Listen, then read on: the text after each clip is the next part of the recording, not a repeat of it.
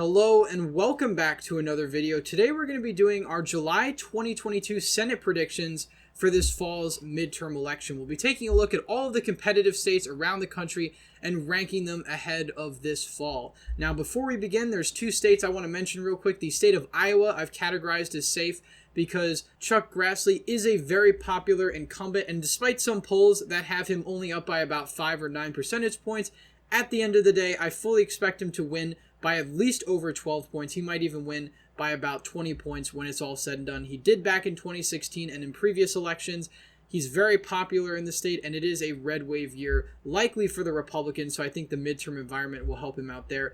And of course, Marco Rubio in Florida is a very popular senator, especially among Cuban Americans, and I think that's one of the reasons why he'll end up winning this race by a safe margin. All of the polls indicate that he's going to beat Val Demings sizably, and I think it'll be by over 12 percentage points. So with those out of the way, let's get started. But before we begin, please consider subscribing down below and liking this video if you enjoy. So first, we're going to take a look at the state of Washington and make our way east. Washington is not typically the state you think of when you think of a competitive Senate race, but I think the midterm environment provides Republicans with a unique opportunity. Granted, I think they are not favored to win this state at all, but I think they can make it relatively close. We can go back to 2010, the last time we had a similar midterm environment with this seat, with Patty Murray, the same incumbent, with Dino Rossi only losing this race by about 4.7 percentage points to Patty Murray, who was a decently popular incumbent and a staple at that point in Washington politics. She had been in office since 1993, and I think now she is running for a 5th term in the United States Senate. Now, 2022 is not expected to be the best year for the Democrats, and the Republican nominee, the likely Republican nominee, Tiffany Smiley, has been running a good campaign for the state of Washington. She's a bit more moderate. She's focused on a lot of kitchen table issues, very supportive of veterans issues. But ultimately, Washington is still a very Democratic state, and things are a lot more partisan than they were back in 2010 when Dino Rossi only lost by about 4.7%. So as of right now, I'm going to put this as likely Democrat. I think it will get close, but I don't think this is a state that Republicans should be investing in for the midterm cycle. Moving on down to the state of Oregon. Now, the reason I haven't categorized this as safe is because I wanted to talk about it. I do think this is a safe Democratic state on the Senate level, but one of the reasons why some people thought this race would be competitive early on is because the governor's race is very, very competitive. And in some ways, it's a three-way race between a Republican, a Democrat, and an independent who is technically a Democrat or was a Democrat in the state Senate. And, as of right now, the Republican is actually seeming to be favored in that vote split. But on the Senate level, the Republicans nominated Jo Ray Perkins, who, quite frankly, is a very poor fit for the state of Oregon, very right-wing candidate, also sort of a conspiracy theorist. She underperformed Trump in the state back in 2020 on the same ballot, and I think she's likely to lose by 12 points or more. I don't really see this race being remotely competitive. Moving on down to the state of Nevada. Now, this is going to be one of the key Senate races to determining which party controls the Senate. Adam Laxalt is the Republican challenger to Catherine Cortez Masto, the Democratic incumbent. If we take a look at the polls so far, early polling in midterms, 2010, 2014, does tend to favor the Democrats, but I think some of the polls are a bit ridiculous and I don't think should be put in the aggregate, like this poll that has Catherine Cortez Masto with 48% over Adam Laxalt's 27%. There is no chance anywhere that Catherine Cortez Masto wins this race by 21 percentage points. But if we take a look at the actual aggregate, she's only up by about 1.5%. And I think that's fitting considering she is an incumbent. She does have the name recognition, but I think Adam Laxalt will slowly make up the difference as time goes on. Polls right now are favoring Democrats in a number of key swing states, but we've seen this in previous midterms where Republicans were favored before, back in 2014 and 2010. So with Catherine Cortez Masto only up by 1.5%, and given the national environment, given the fact that Nevada is a state that has been trending to the right since 2008, I think this is a state that will flip to the Republicans. And I think Adam Laxalt, at the end of the day, will probably win by about 2 or 3 percentage points over Cortez Masto. In the early polls, he actually was winning in most of the early polls up until about May, in which you saw sort of a shift. But a lot of these polls are partisan polls, Democratic-leaning polls, and, the University of Reno as well, which I don't really think is the greatest poll considering that it has Catherine Cortez Masto with a 21% lead. So ultimately, I do think Adam Laxalt is the favorite in this race. I think he's a strong candidate. I think the fact that he didn't really have a competitive primary does give him an edge in this state that other Republicans, such as Dr. Oz in Pennsylvania, don't really have. Moving on down to the state of Arizona, we're about to have the Arizona primaries on Tuesday for the Republican Party, so we'll see who the nominee is. I think it's likely to be Blake Masters, and if you want to see why, you can check out my Arizona Republican primary video. I link it at the end of this one. But if we take a look down at the polls for this race, the polls right now are very heavily favoring the Democrat Mark Kelly for re-election, but almost all of the polls we've had out of the state of Arizona are Democratic-leaning polls, which is why I don't really take them into high regard.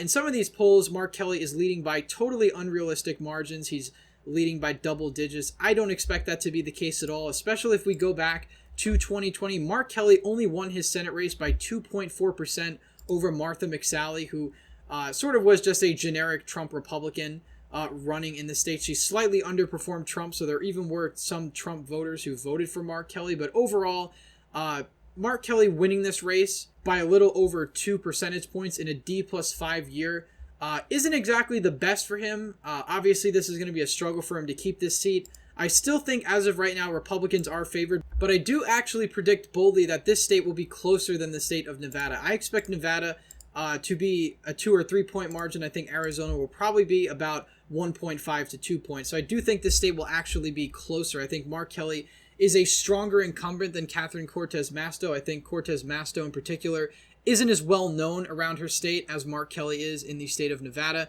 And ultimately, I think Mark Kelly is just a stronger candidate in general. So that's one of the reasons why I think this race is going to be a bit closer.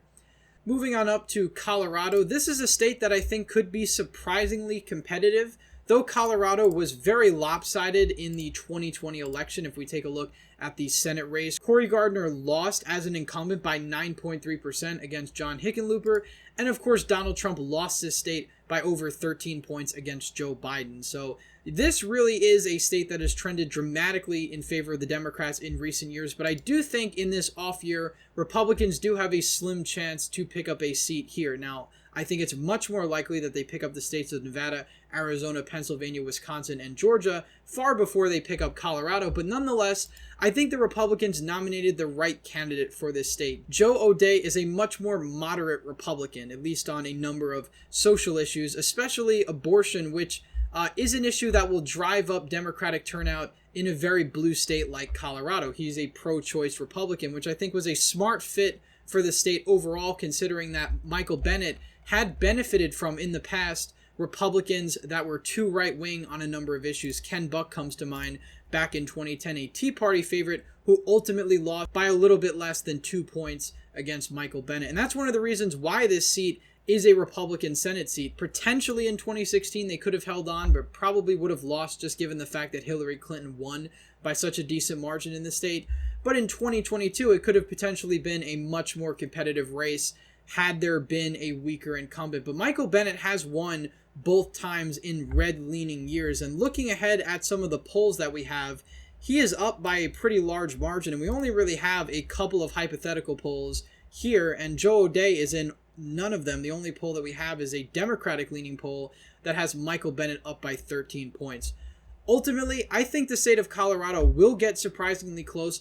As of right now, I'm going to categorize it as lean Democrat because I think Joe O'Dea is a good fit for Colorado, and he is so far running a pretty good campaign, a very moderate campaign for the state of Colorado. So I'm going to put it as lean Democratic. I expect Michael Bennet to probably, at the end of the day, win by about 5 or 6 points, but I wouldn't be surprised if it gets even closer than that, depending on how much of a red wave we end up seeing in November.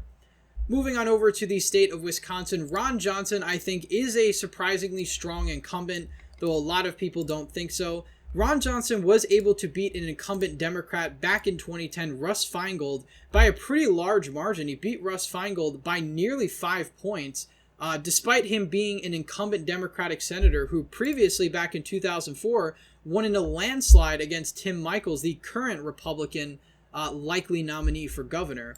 So Ron Johnson has been a candidate that's always been underestimated throughout his political career, specifically in the 2016 election, not so much in 2010. Many people expected Russ Feingold to make a political comeback in 2016 after his loss to Ron Johnson. And ultimately, despite the polls having Russ Feingold up, despite a number of polling agencies putting this race as Democratic leaning, Ron Johnson ended up winning with 50.2% of the vote to Russ Feingold's 46.8, a 4-point margin of victory in a state that Trump only carried by 0.7. So Ron Johnson is a pretty strong incumbent. And so far, we don't have a whole lot of polls out of the state, but the ones we do have it either tied or Ron Johnson just down by 2 points. And neither of these polls are exactly the best. One is a Democratic leaning and one is from Marquette University. So we really don't have a lot of polling out of the state, but ultimately I expect Ron Johnson to hold on. I think he'll win, certainly by a lean margin, but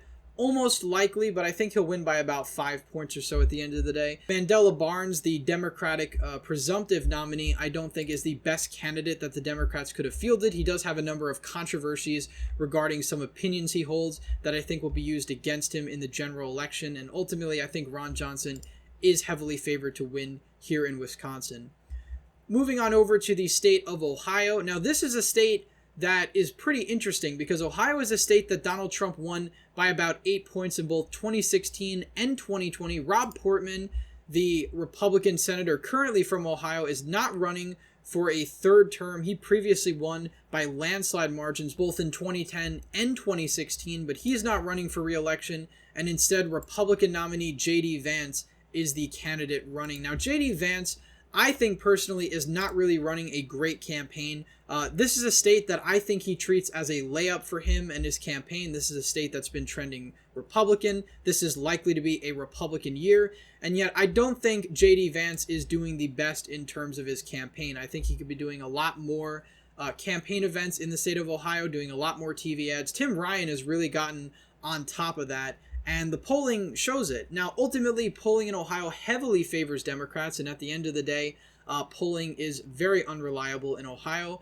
Polls that had Joe Biden up by about 2, 3, 4 points up until Election Day, and I think at the end, Trump did lead in the aggregate by about 1 or 2 points. It ended up going Republican by about 8. I don't expect Tim Ryan to win this race. I think the national environment is too much to overcome. However, I think he is running a much better campaign than J.D. Vance, especially because J.D. Vance is really only focusing on base issues in the state, whereas Tim Ryan is actively trying to reach out to moderate and Republican voters. So I'm still going to put this as a lean Republican win. I think J.D. Vance will probably win by about 10 points, which is a slight overperformance of Donald Trump, but I think this race could have been a lot more lopsided with a stronger candidate. And again, it's only July. Things could easily change as we go on through the election season, but I do think Tim Ryan is running a good campaign for the state of Ohio. Moving on over to the state of New Hampshire, Maggie Hassan, the incumbent Democratic senator, only won her seat by about 1,000 votes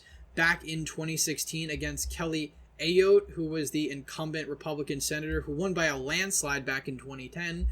Hassan slightly overperformed Hillary Clinton in the state and barely eked out a victory in 2016. Now, if we look ahead at the 2020 election, she is quite favored in the polls as of right now. Now, early on, there was speculation that Republican Governor Chris Sununu would run for this seat. He's incredibly popular. He won his previous election back in 2020 by like 30-something points, but ultimately he declined to run. Chris Sununu was the only Republican that always beat Maggie Hassan in the polls for this Senate seat, and even generic Republican beats generic Democrat in this Senate seat. But when Maggie Hassan is pitted up against Republican challengers, she is always in the lead. There's only about one exception with Chuck Morse from a University of New Hampshire poll, but the rest of the polling has Maggie Hassan ahead.